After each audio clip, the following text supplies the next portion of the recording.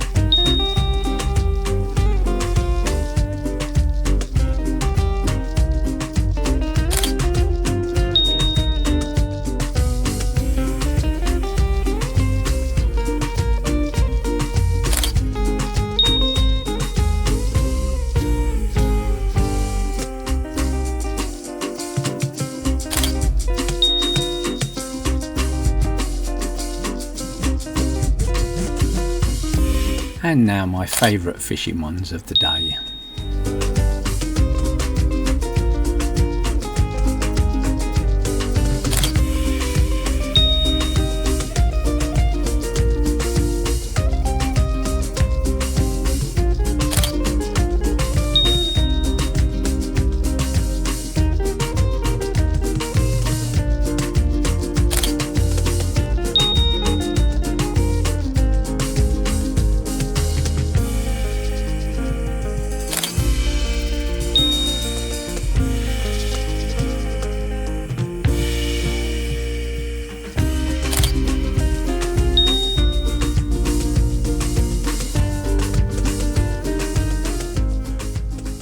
There you have it. You can see I've taken more hunter photos than I have fisher photos. So perhaps on some of my future trips I need to try and do a few more fisher photos. It's all about the environment and the time scale and the footfall past that particular spot. So you're seeing those last ones under the sign different, that I was trying to find some different characters to photograph, and I was very lucky. I had a few different characters walk past. Anyway, I hope you enjoyed the video, and if you did, please give me the thumbs up, and if you haven't subscribed yet, please consider subscribing so you don't miss future videos. Thank you very much for watching, and I look forward to seeing you in the next video.